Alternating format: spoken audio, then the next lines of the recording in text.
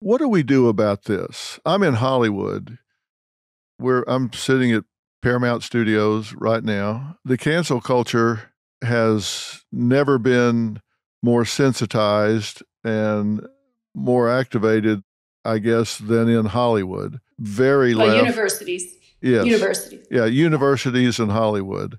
I read a study recently that said one third of university students believe that it is okay to yell down a speaker that you disagree with.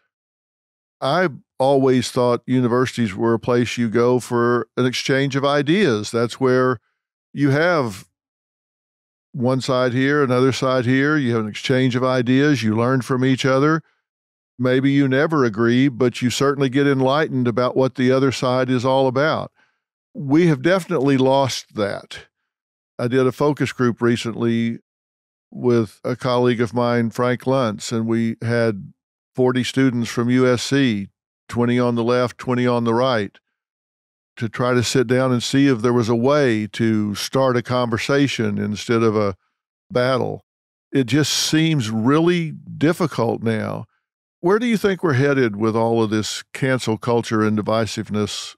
This is the thing that is most alarming to me. And I know it's been building, and I think it started at the university level, but it is infecting all of our institutions. Is is the world, it's not okay. I don't accept that there's a world that we could possibly live in where if I veer from democratic orthodoxy, I can't hold a job in a company, or that we have two separate worlds and you have a Republican world and a Democratic world. And I don't accept that some speech is just too dangerous. Somebody said to me yesterday, he was having a conversation with someone who said, I believe in free speech, but not for right-wing people. Well, that you can't have that. That's not free speech. It's the most ludicrous thing I've ever heard. And I think the only antidote is people like us have to just say the thing. You just have to. You have to keep doing it. And I feel like, what can they do to me now? I don't have a job. All the things I was afraid of happening happened, and I'm still standing. I've been called all the names. I lost my job. And so and it's a growing community. It's small, but the only antidote is to say the thing, say the truth, say the thing you believe. And have the conversations, force the conversations, because if you do it, it gives somebody else the courage to do it. And one of the things I'm most struck by with my story is on February 13th or 14th, I resigned, and I, published a piece on Barry Weiss's Common Sense Substack about what happened to me, everything I just described here. The very next day in San Francisco, the school board was recalled, 3 members of the school board. And they were recalled largely for not opening schools. 75% of voters voted to recall. What that says to me is that we are the silent majority, but they were being ruled by this tyrannical minority. Nobody in San Francisco would speak up. If 75% of the parents had done, I wouldn't have been alone. I wouldn't have been deemed this horrible villain that was worth firing. And more importantly, schools would have opened. But everyone's too afraid because they see the dragging you get and the name calling. But that's why those of us who are willing to do it have to just do it, because you bring others along. You do. And we just have to keep doing it. I don't know what else to do other than that, and support organizations that support free speech, which the ACLU does not anymore. So, they used to, but they do not anymore. An organization called Fire does, and so my donation dollars are shifting to them. I don't have another answer, but that's why I want to write the book and I want to make the film, because I just want to continue to use my voice. And when it comes to schools, in terms of the film, I want an accurate accounting of what happened, because it cannot happen again. And we need an accurate recording of where kids are right now so that we can help them move forward. We have to identify the gaps and help them. And if we're not even willing to say that there were harms done collectively, then we can't help them.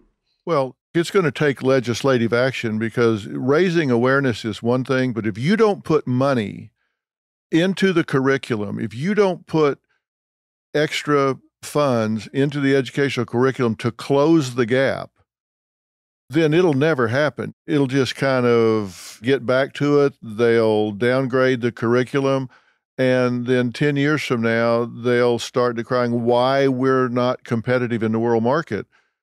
Because we have a generation of kids that are not competitive in math and science and all of these areas that we need to be competitive in. And then somebody like you or Dimitri Kostakis, who's an epidemiological pediatrician, will come along and say, well, here's why. And then people go, oh, gee, well, I wish we'd have dealt with that when we should have dealt with it. That's what needs to happen now. I just believe strongly that the loudest voice doesn't always deserve the most attention.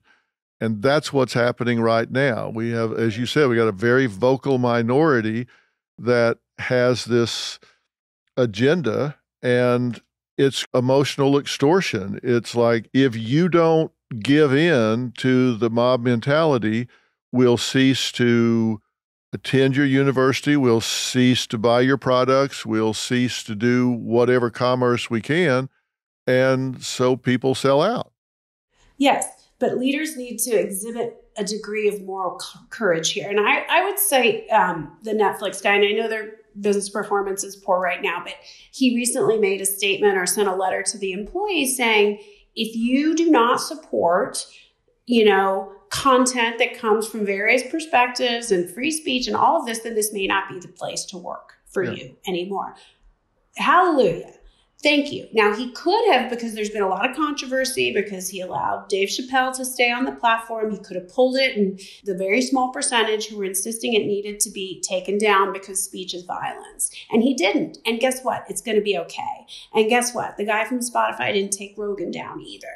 You just need a few people with some backbone and some moral courage. It's a minority on both sides. It's a minority on the far left, and it's a minority on the far right. Most people are pretty sensible and somewhere kind of in the middle. But they need to mobilize, and people need to understand Twitter isn't a real place. It's not a real place. I know Dave Chappelle said that Twitter's not a real place. It isn't a real place. And the views expressed are sort of more from that minority. You have, a lot of people in the middle who just lurk and look. It's not a real place, but here's what's alarming about it. It can have real world impact, because I would make the case, and I think, my old boss at Levi's would say this, I got fired. At least 50% of the reason was because I was on Twitter and because a few people on Twitter really hated me. Yeah. So it had a real world impact. Because it gets the media's attention and it makes a headline that becomes news, and they don't tell the whole story. They tell the sensational part of the story.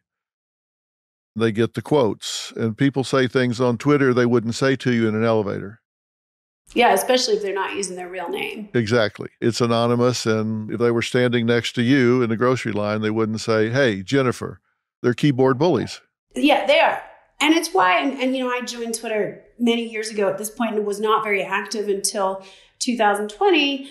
But it's why I always used my real name. I want to be accountable for the things I say. I stand by everything I said. There are some things I deleted because my company asked me to. I went back and found them in the Wayback Machine. I stand by all of them.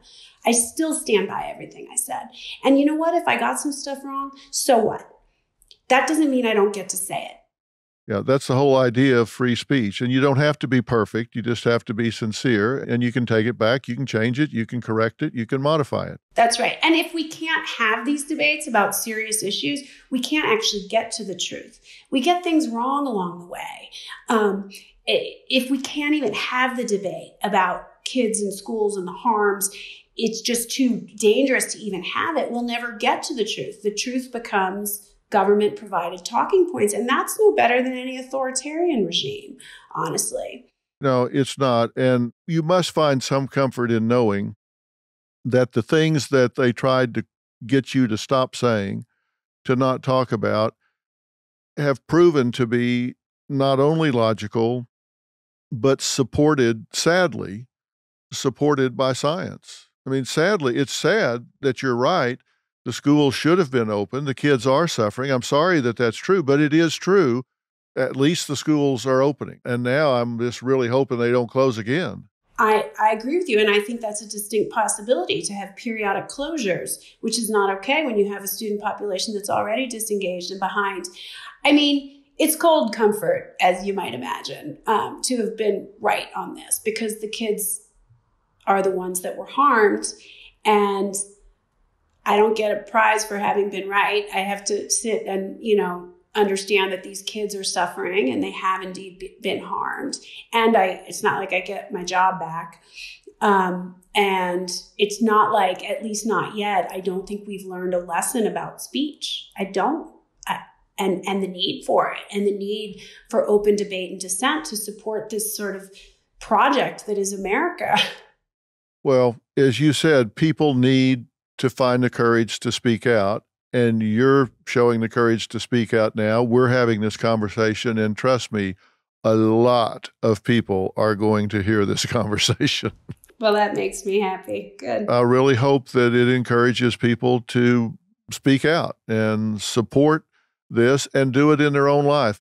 I tell people all the time, small changes accumulate to big results across time. Maybe it's somebody speaking up at work, speaking up for their child, saying something at school. If we just have more and more people find their voice and speak out across time, then maybe we can balance the playing field. That's what my hope is. I think that's right. And, that was what I was sort of advising folks who would talk to me throughout the course. What people would say, what can I do? At your child's preschool, where your 2-year-old is forced to mask, your 2-year-old who still wears diapers, puts her shoes on the wrong feet, and is learning to talk, but is forced to mask every day. Just say something. Tell the folks running the school that you do not support it. If you don't say it, they think everybody does. In your world, in your community, just say something. You may not win, but you might get another mom to say it, or another dad, and maybe there's another, and maybe there are a lot of parents that don't want 2-year-olds masked. It's just like, find your little spot and do it. And I think if more people did it, you're right, it creates a groundswell of change.